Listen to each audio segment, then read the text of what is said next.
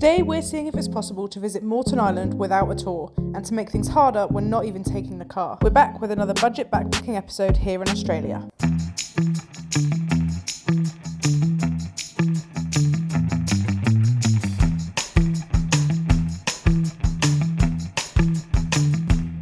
The only expense we had today was the return ferry from Brisbane to Moreton Island, which cost us $155.31 for both of us as foot passengers, plus $20 for parking. A tour cost you $180 for snorkeling around the reefs, shipwrecks and sand tobogganing. Unfortunately, because of the weather, I don't know if you can see, how sunny Australia has decided to be not so sunny Australia. Which, if the rain carries on, I read online that they don't do the sand tobogganing. You'll have an hour and a half of snorkeling, which would be, again, more reviews were saying they actually were waiting around for an hour. Everyone got geared up before they actually got in the water. And then you do your kayaking as well, which obviously in the rain might not be that fun. So we've only spent $150 all in for return on the ferry. If you take your car over, it's worth noting that the rental company will likely charge more because it's a sand island. So we're leaving the car here for $20 a day. And as you can see, it's a secure car park, manned all day. There is also, if you want to be really cheap, free side of the road parking, but we didn't want to do that. Yeah. And then this is the walk on sit, and this is it. So, just to quickly recap, the other ways you can visit Moreton Island is a tour for both of us that would have cost $320. We could have taken the hire car over for an additional $220 in ferry costs, $310 to the rental company, and $62.80 vehicle permit for the island, totaling just under $600 for a day trip. However, when we looked into this further, it turned out the rental company actually had a minimum of 2 days, so that would have been $620 to the rental company plus camping costs.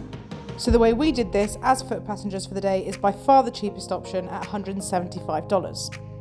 The ferry is very easy to book online, but it is worth booking in advance if you can, as early ferries do tend to sell out.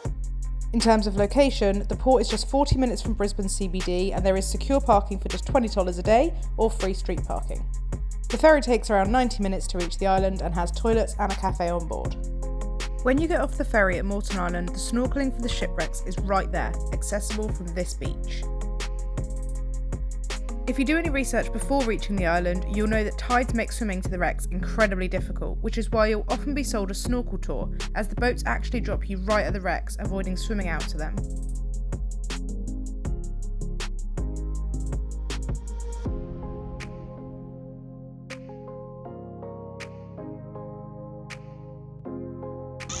Okay, change of plan. So I tried snorkeling and the current is really, really bad, so strong.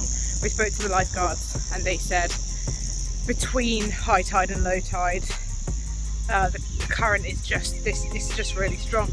So it gets low tide again and therefore low current at about 5 p.m. when we're already on our ferry back. So give it a go.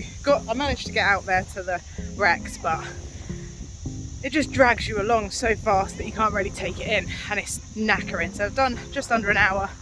I've come back to shore, got changed, and I'm going to go and see, whilst Brian is back in the water, I'm going to go and see what else Moreton Island has to offer on land. So, walking along the island, you'll find a whole host of activities available to resort guests or those who have booked tours. Clear bottom kayaks, quad biking tours, boat hire, scuba diving, massages, helicopter rides, bike hire. The list goes on.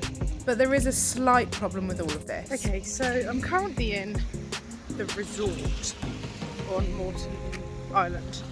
And basically, if you walk 15 minutes right of where the ferry, the boat drops you off, you get to this barriered off section of beach with a no entry sign, resort guests only, which I must have missed. And basically what they've tried to do is make this entire section of beach, which has taken me about half an hour to walk, private only for resort guests. I did check on Google reviews, and a lot of people were saying ignore the signs, you can't make that a private beach for the resort, anyone can go there, just ignore the signs.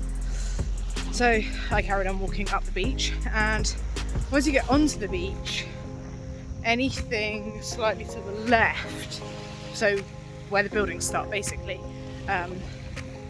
so behind me there, that is all resort, and there's even more signs saying no access, resort guests only.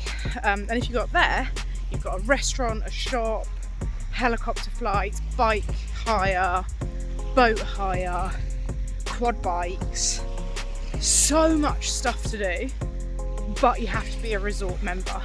You have to be staying at the resort, and I'm going to imagine that resort is pretty expensive. So great if you've got enough money to be able to stay at the resort, but if you budget backpacking like us, it kind of takes the piss. So anyway, I walked up there anyway, had a quick look. It looks great. Essentially a private beach, because I'm sure that sign does deter people. You also can't drive down here, so any 4x4s aren't coming this way anyway. Also, there's a dolphin feeding point at the end, which I walked to, but there's signs saying under Queensland law you're not allowed within 50 metres of a dolphin. Do not feed the dolphins. So anyone buying a dolphin tour may be doing so illegally, I'm not too sure. Anyway, I'm walking back now, and I'm not that impressed by Moreton Island. So this is the notice on the beach. Trespassers will be prosecuted, exclusive use to resort accommodation guests as listed on our night guest report, and resort day guests displaying the correct day pass. And then what they've done is put all these on the beach to stop you, to try and deter you. But I just walked, no one stopped me, no one said anything, and I walked to just past this building over here, so about another half an hour there and back. But that's apparently all resort, and everything you can do in there is restricted to resort guests only.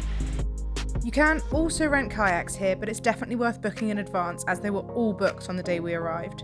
Also worth noting, you have to be careful which company you book through. Tanga Tours, you must be a resort guest and show proof of your booking, whereas anyone can book through Sunset Safari, resort guest or not, and it costs $35 for 1 hour kayak hire.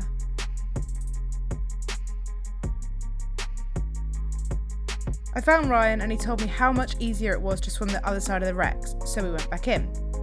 The ships were sunk here intentionally when boat owners asked for safe anchorage on the island back in the 1960s. Tangalooma wrecks are a total of 15 ships sunk between 1963 and 1984, and are now home to over 100 species of fish. What makes them great is that they're between 2 and 10 metres from the surface, making them perfect visibility for snorkelling.